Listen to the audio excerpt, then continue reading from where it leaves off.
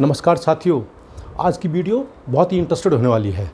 आज मैं आपको बताना चाहता हूं कि एक सामाजिक कार्यकर्ता के अलावा, एक यूट्यूबर के अलावा मैं एक राइटर भी हूं, एक उपन्यासकार भी हूं और मेरे 5 उपन्यास छप चुके हैं। एक एक उपन्यास को मैं आपके समक्ष रखता हूं, इसलिए अंत तक इस वीडियो में बने रहिए। साथियों, मैं एक उत्तराखंड आंदोलनकारी भी हूं। सन 1990 के दशक में जब पृथक राज्य का आंदोलन चला था तो हम लोगों ने सक्रिय रूप से भाग लिया था। उन दिनों हम लोग पालम में रहते थे, कैलाशपुरी में रहते थे और पालम हो गया, कैलाशपुरी हो गया, इंदिरा पार्क हो गया, सागरपुर, राजनगर और पुनर्नगर में हम लोग काफ़ी सक्रिय थे।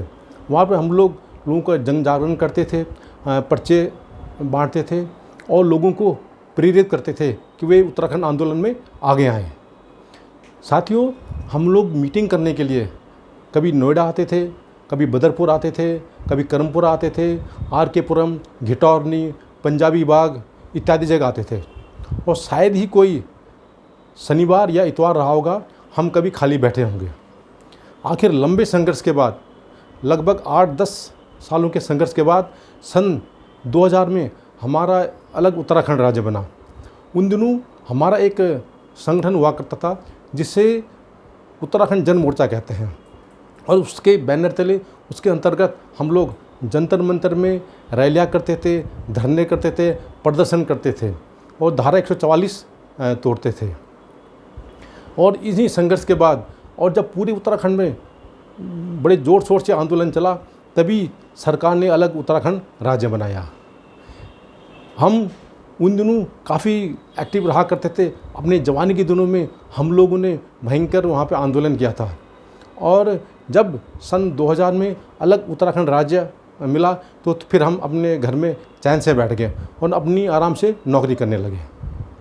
उसके बाद फिर मैं लेखन कार्य में जुट गया, क्योंकि इस आंदोलन के दौरान हम लोग समाचार पत्र पढ़ते रहते थे। उन दिनों समाचार पत्र ज़्यादा आते थे, टीवी इत्यादि नहीं हुआ करते थे। टीवी के नाम पर सिर्फ दूरदर्शन हुआ करता था। तो उन दिनों मैगजीन हो गए या समाचार पत्र हो गए, जैसे दैनिक जागरण, सहारा, हिंदुस्तान, नवभारत टाइम्स इत्यादि समाचार पत्रों में आंदोलन की बहुत ज़ोर शोर की खबर आती थी।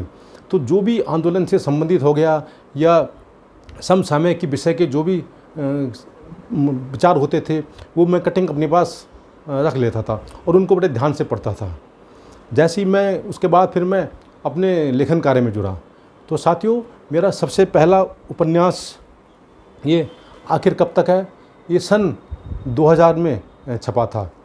ये लगभग 170 पेज का है और यह लगभग सत्य घटनाओं पर आधारित है। और उन दिनों आंदोलन के दौरान हमारे एक आंदोलनकारी ने उत्तराखंड से पहले विधानसभा क्षेत्र में इलेक्शन लड़ने की ठानी थी, तो हमने भी उसके समर्थन में उतरे थे।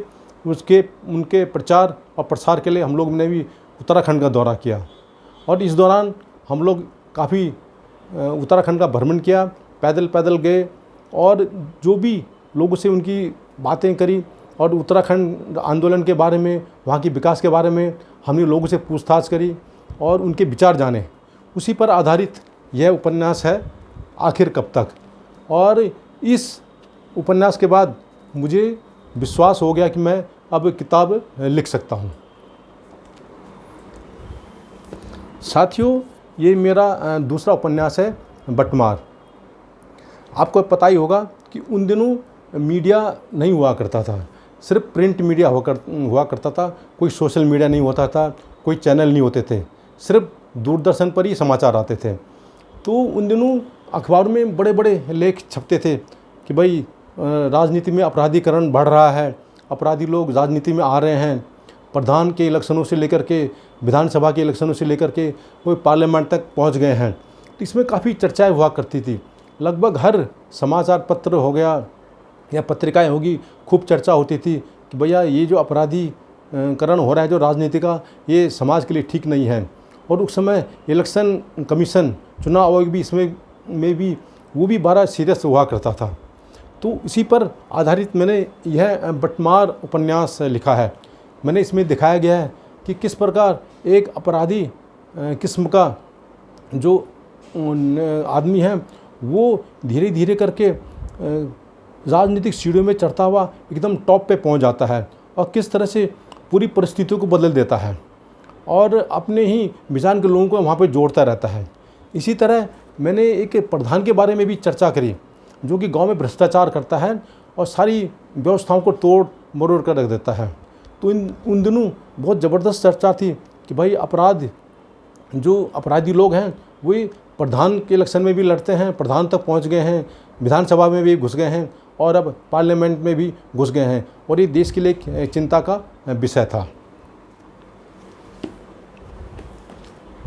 साथियों, ये मेरा तीसरा उपन्यास है हल्ला बोल। यह उत्तराखंड आंदोलन पर आधारित है। हम लोग उत्तराखंड आंदोलन से जुड़े हुए हैं और सक्रिय रूप से हमने भाग लिया था, तो हमें उस समय की सब घटनाओं याद हैं, कहाँ पर क्या क्या घटनाएं घटी थी और किस पार्टी ने क्या बोला था, समाज का क्या रवैया था, किस पार्टी का क्या रवैया था। इसके अलावा दिल्ली में क्या घटना घटी थी, पौड़ी में क्या घटना घटी थी, मसूरी कांड कैसे हुआ था, नैनीताल में क्या घटना घटी थी, सबका मैंने चित्रण इस किताब में किया है। इस उपन्यास में ये लगभग 370 पेज का है और लोगों ने इसे काफ़ी सराहा था। तो आप इसके उत्तराखंड आंदोलन की एक तरह से पूरी विवरण आप इसमें आपको मिल सकता है। और क्योंकि हम लोगों ने सक्रिय रूप से भाग लिया था, हमें हर घटना का बारे में पता है कि समाज के किस तबके ने आंदोलन को किया था। जैसे उन दिनों छात्रों ने बड़े आगे बढ़ चढ़कर इसमें भाग लिया था। हमारे पत्रकार युवाओं ने काफ़ी आगे बढ़ के भाग लिया था। मातृशक्ति ने काफ़ी आगे बढ़कर भाग लिया था। कर्मचारियों ने, उत्तराखंड के कर्मचारियों ने भी भाग लिया था और उन्होंने लगभग 4-5 महीने हड़ताल भी कर रखी थी। तो उस समय उत्तराखंड के पूरे समाज आंदोलनरत था अलग उत्तराखंड राज्य के लिए। साथियों, ये मेरा अगला उपन्यास है hey I know how to contest elections. ये अनुवाद है मेरी पहली किताब का आखिर कब तक, क्योंकि मैं एक राइटर भी हूँ और अनुवादक भी हूँ। मैंने इंदिरा गांधी ओपन यूनिवर्सिटी से अनुवाद का डिप्लोमा भी लिया है और साथ साथ सेंट्रल ट्रांसलेशन ब्यूरो से भी मैंने 3 महीने का रेगुलर कोर्स किया है और इसके अलावा मैंने लगभग 60,000 पेजों का अनुवाद भी किया है। और मैंने कई इंग्लिश की किताबें पढ़ी हैं, इंग्लिश की लिटरेचर की पढ़ी है, हिंदी की पढ़ी है, तो मुझे अनुवाद में काफ़ी अच्छी पकड़ हासिल है। तो मैंने अपनी ही किताब का जो पहला उपन्यास है आखिर कब तक, उसका ही इंग्लिश में ट्रांसलेट किया है।